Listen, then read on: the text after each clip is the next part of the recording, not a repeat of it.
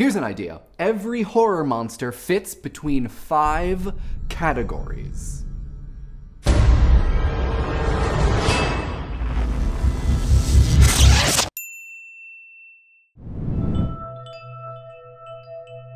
You may have noticed that this is not a fan theory video, even though we said a couple weeks ago we were going to be doing a fan theory episode every other episode. We had to switch things up for boring production reasons. We're gonna be doing 2 fan theory episodes in a row the next 2 weeks. I hope you're not mad. Please don't. I'm sorry. In direct contempt for the drugstore brand of Halloween, which for umpteen spoopy reasons is generally a bit less frightful, or I guess at least significantly more adorable than the classically considered execution of the Harvest Festival, on this episode of Idea Channel, we're gonna talk about that which is literally horrifying. Like, literally. Though I guess also filmically. We're gonna be talking about fictional ghoulies, ghosties, creepy crawlies, monsters, and madmen, is what I'm saying. In his book, The Philosophy of Horror, Noel Carroll sets out to develop a taxonomy of the monsters featured in a genre of media he calls art horror.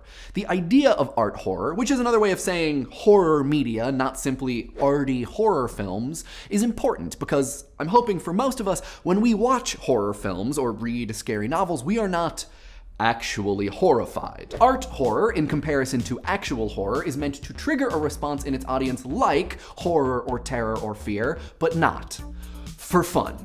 Carroll talks at length about how this works, but I hope it suffices to say that generally, we're not meant to think some terrible on-screen monster exists and are actually afraid of actually it. Rather, we feel some connection to the on-screen victim, who is actually afraid of actually it. The complex of creative decisions which then go into making art horror media, we're mostly going to be talking about films, support and encourage that connection. Pacing, mood, tone, subject matter. Arguably, subject matter is the most important. Horror films don't work if the subject matter isn't, on some base level, horrific. First, the central threat of the film has to be danger. It can be physical danger, psychological danger, even a spiritual or moral danger. But that is not enough. It must be both threatening and revolting, disgusting, or impure. This, Carroll suggests, is arguably what makes art horror and accounts for the biggest difference between horror films and suspense or thriller films. So what then are the ways in which things become horrific or impure while also being dangerous, thus making them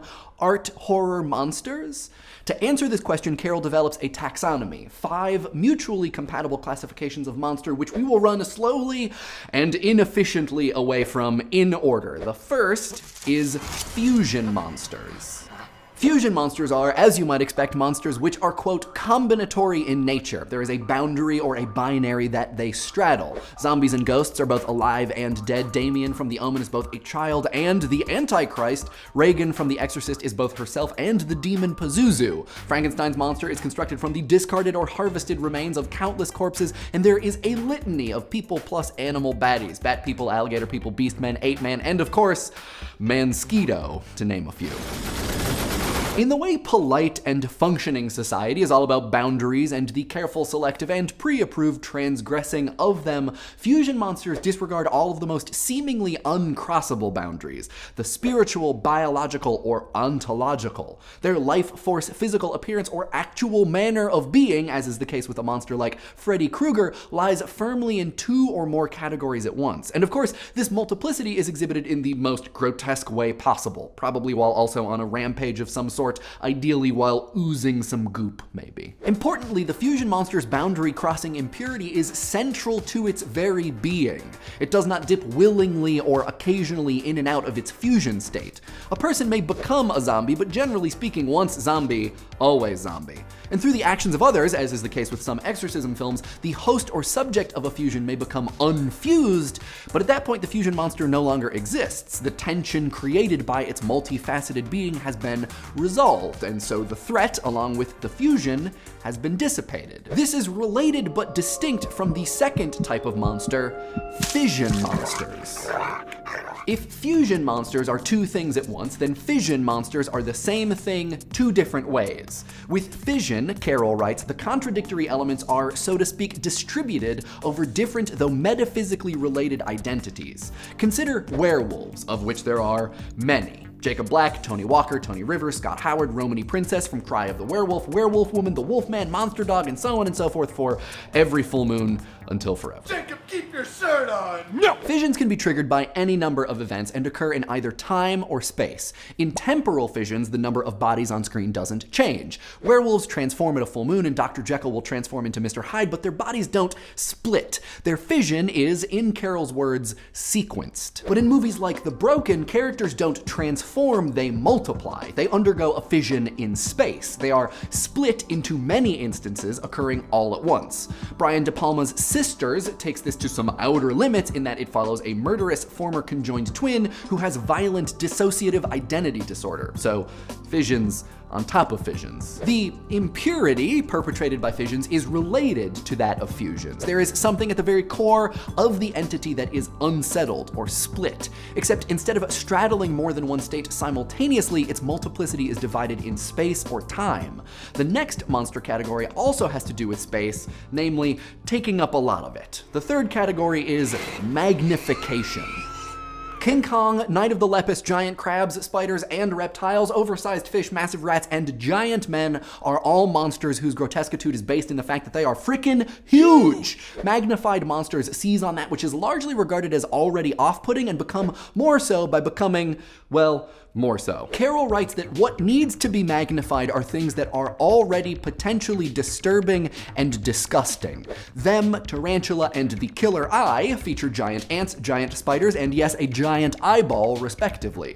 Insofar as we might argue that radiation, or traumatized war vets and, quote, emotionally unstable women, were disgusting or disturbing to late 1950s audiences, the Colossal Man and Attack of the 50-Foot Woman could be implicated here. But mostly this category of monster deals with the enlarged size of things that, when at their most normal of sizes, still manage to make our skin crawl. Which is to say, they don't really need to be big to be scary, but to be art horrific, they have to be amplified somehow. If not gigantic in size, then they could be gigantic in number, which brings us to category 4, massification. One piranha is pretty scary. They're mean looking. I would not want to come face to face with one on my Sunday morning lap. 10 piranhas is fine. In the aquarium, maybe. 100 piranhas is too many, and 1,000 is a horror film. The same can be said about bees, snakes, spiders, frogs, viruses, and parasites, birds, and even crustaceans. Frankly, I have very little interest in dealing with one beetle, let alone hundreds of thousands of them, so Emily, I have no idea how you do it, but if Bug or The Nest ever actually happens in real life, it may be up to you to save us all. Or me specifically, which actually maybe kind of outlines one of the biggest shortcomings of the magna and massification of monsters. If you experience no skin tingles at insects, reptiles, amoebae, or toothed fishies, it's likely that these movies will strike you as more silly than horrific. But it is important to remember, even if the monster isn't scary, that doesn't mean it's not an art horrific monster. It just means that your connection to the potential victim isn't strong. Like, there are some monsters which are not outwardly scary on purpose, and they are described by Carroll's 5th and final category, horrific metonymy.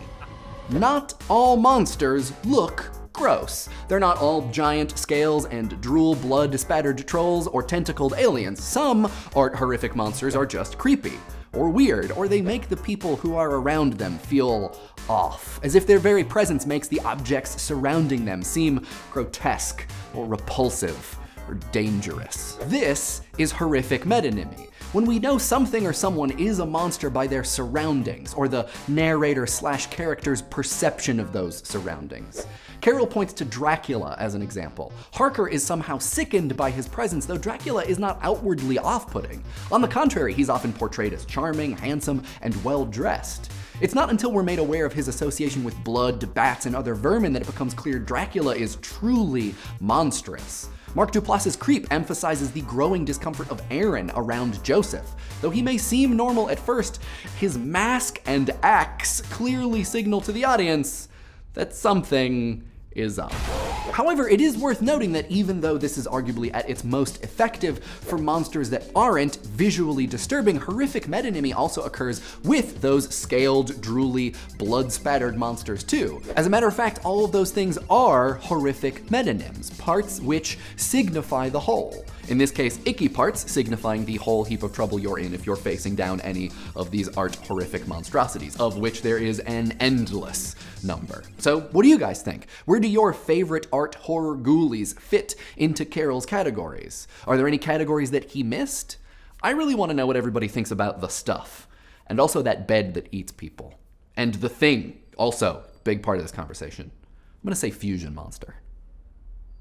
Ooh, or maybe fission monster. See, we got a lot of ground to cover. Let us know in the comments and I will respond to some of them in next week's comment response video. In this week's comment response video, we talk about your thoughts regarding whether or not brands have become mythological. If you wanna watch that one, you can click right here or find a link in the doobly-doo. In case you missed it, Idea Channel now has a t-shirt, ding! And also, Robert Lloyd, the LA Times TV critic, did a profile of Idea Channel and me, so if you want to read that, I will also ding right here. So many dings. This week's episode was brought to you by the hard work of these production monsters. We have a Facebook, an IRC, and a subreddit. Links in the doobly-doo. And the tweet of the week comes from Start My Quest, who points us towards a Quartz piece about body theory versus brain theory versus data theory. And the question is, which one makes you? I think there is an Idea Channel episode in here. And hey, in case you were wondering, this episode of Idea Channel was sponsored by Dropbox. If you're designing, presenting, writing, or building,